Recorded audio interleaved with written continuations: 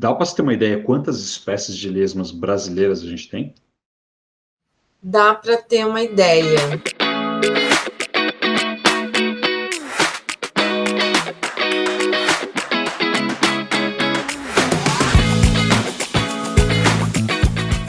Se a gente for pensar, quantas lesmas brasileiras reconhecidas é uma coisa, mas quantas existem é mais complicado e com certeza é bem maior do que se imagina, né, do que se conhece, porque são pouco coletadas, né? E aí, assim, eu estou falando de espécies, quando tu falava espécies brasileiras, estou imaginando aqui espécies nativas nossas, né? Não estou falando de espécies de lesmas exóticas, porque a gente também tem esse grupo de espécies exóticas.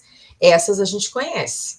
A gente pode dizer ali, acredito que a gente tem aí em torno de 8, 10 espécies invasoras que a gente sabe que estão aqui. Qual que é a importância das lesmas para pesquisa em saúde pública? Bom, as lesmas, assim como os moluscos terrestres, né? Elas participam do ciclo de nematóides que tem importância médica, nematóides que podem causar uma doença no homem. Então, esses nematóides, eles precisam necessariamente passar pelo parasitar aquela lesma ou aquele caracol, para passar de uma fase para outra de vida. Então, falando um pouquinho do ciclo, né? A gente tem os hospedeiros definitivos desse, que é quem vai comportar o adulto, né? Desse verme. Então, a gente tem dois vermes que têm importância aqui no Brasil, que é depois eu escrevo ali para ti, que é o Angiostrongylus cantonensis e o Angiostrongylus costarricensis. Então, o hospedeiro definitivo, né, que são os roedores, ele libera ovos nas fezes, o molusco ele vai ingerir essas fezes contendo essas larvas, e aí ela vai estar numa fase que a gente chama de larva L1. Então, ele vai ou ingerir, ou as larvas elas vão sair ali das fezes e vão simplesmente penetrar na pele do molusco, né? Então, elas vão parasitar esse molusco. Elas precisam passar, porque elas usam o molusco como hospedeiro intermediário. Então, elas vão passar de L1 para L2, de L2 para L3, dentro do molusco. Essa fase L3 é a que a gente chama de fase infectante.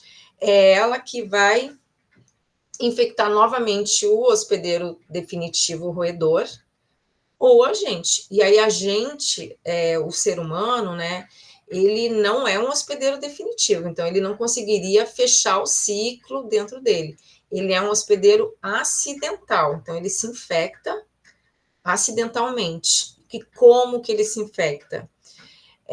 Ingerindo por acidente, às vezes intencionalmente, então a gente tem aí também vários casos, né, de moluscos infectados, infectados com essas larvas. Então, numa alface, numa fruta que não foi lavada ainda, mas a gente tem casos de crianças brincando ali com o animal.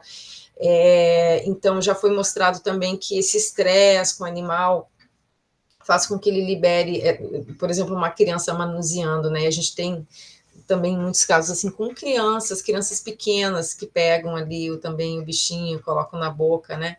Mas só isso de manusear, ele já libera mais muco e com isso essas larvas também podem sair e aí a pessoa pode, a criança, né, quem seja, pode se infectar também dessa forma, mas principalmente pela ingestão, né? Essa ingestão acidental, principalmente. No caso do Angiostrongylus cantonensis, essas larvas vão para as meninges. Então, e aí a pessoa vai ter dor de cabeça, né, por um tempo, isso pode se assemelhar a uma... se assemelha, né, a um tipo de meningite. Mas Às vezes a pessoa pode, inclusive, se infectar e nem perceber, e passar, esses sintomas vão passar e o corpo ele vai absorver essas larvas, porque não vai fechar o ciclo, ela não vai ficar ali se reproduzindo e colocando os ovos, entendeu? Mas acontece. Então, o risco é a quantidade de lesões que essas larvas podem provocar quando Isso. no corpo humano, porque após essas lesões elas vão morrer, e aí o grau dessas lesões é que vai definir Isso. a extensão da doença. Então, assim, o quanto infectado estava aquele molusco, né? Então, e ele sempre tem que estar cru. Além do Angiostrongylos, existe algum outro risco que a lesão pode oferecer ao ser humano?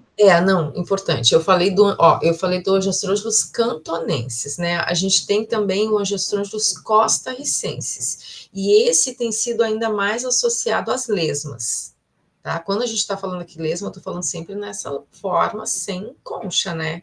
Então, a angiostrongialise abdominal, então é esse mesmo verme, o ciclo também é o mesmo. E só que ele se instala na região abdominal. Então, fica ali e forma como se fosse um tumor ali, ou se for muitos vermes, e eles ficam ali um tempo, tem que fazer cirurgia, inclusive, para retirada. Então, essa parasitose, ela já tem sido mais associada às lesmas. Ela já tem, são roedores também, que são os hospedeiros definitivos, só que são roedores mais silvestres.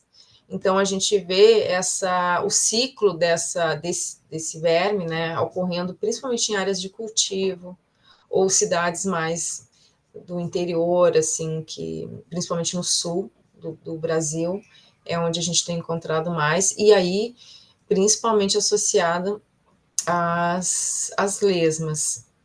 A gente tem também as parasitoses de importância veterinária, né?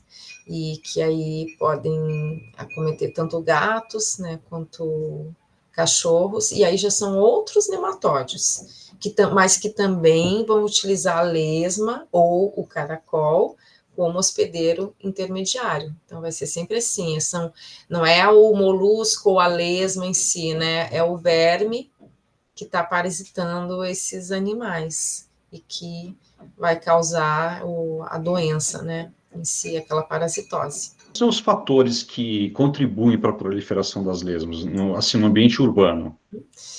Bom, como eu disse, elas são altamente dependentes da umidade, né? E da temperatura. Então, elas perdem muito facilmente água do corpo. Então, por isso que elas são, né, tão noturnas. E aí, o que acontece? Elas precisam se esconder, né, durante o dia. Então, locais que tem muito entulho, madeira, tijolo, vegetação alta, às vezes assim até pomares, né? E aí o pessoal deixa a vegetação alta ali embaixo, mas não tão limpo, né? Isso é ideal. Então, qualquer ambiente que gere essa umidade e que tem esses locais para elas se esconderem. Então, em geral, a gente, quando tem uma infestação, a gente vê claramente que tem esse ambiente propício, sombreado. Então, assim, terreno baldio, que está lá, né, tem uma vegetação alta, tudo isso, então, propicia a proliferação desses animais. Que cuidados que a população poderia tomar, sobretudo a população urbana, para evitar a proliferação das lesmas, né, e reduzindo o risco de contaminação? Em primeiro lugar, a limpeza, né, do terreno, tentando retirar tudo que possa servir, né, de esconderijo para elas. Então, é o primeiro cuidado, né, que a gente recomenda. E, sendo necessário, realizar a catação, né, desses animais, e que são animais considerados de difícil controle, né, então essa catação, ela provavelmente ela vai ocorrer ali durante alguns meses, né, Então, você pode ir ao anoitecer, né, ou depois de uma chuva, é o ideal, e catar realmente esses animais, né, então, importante colocar uma luva, um saco plástico na mão, né, não pegar com a mão esses animais, catar depois para o descarte.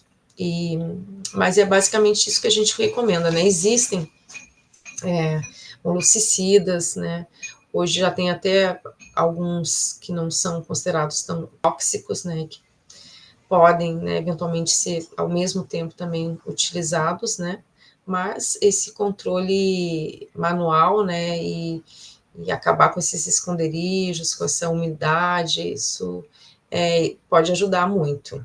Tem alguma forma eficaz de controle biológico das lesmas? Não assim que casos de sucesso, assim, de controle, não, mas assim, algo que a gente observa, assim, é que casas que têm galinha, né, que tem esse privilégio de ter, né, uma casa que possa ter esse espaço para galinha, para patos, esses animais, eles comem lesmas, né, e caracóis, então acabam ajudando nesse controle. E eles não vão, aí as pessoas se preocupam, né, mas aí se a lesma estiver infectada, ele não vai fechar o ciclo, né, necessariamente, mas pode eventualmente ficar doente. A gente não tem estudos, assim, muito em relação a isso, né, mas não fecharia o ciclo ali no animal, e assim, e o homem ao se alimentar, né, da galinha, ela vai cozinhar, né, então seria uma outra questão, então, que não ofereceria o risco, né, de infecção dessa forma. E como que a população poderia colaborar com os órgãos públicos para o controle desses animais? Eu acho que cada um fazendo a sua parte, né, ali na sua residência, cuidando, né, do seu pátio, do seu quintal, né, porque a gente até às vezes vê as pessoas, o poder público não faz nada, né, a prefeitura não faz nada, mas não consegue dar conta, né, de algumas espécies em especial. Então, cada um tem que fazer a sua parte.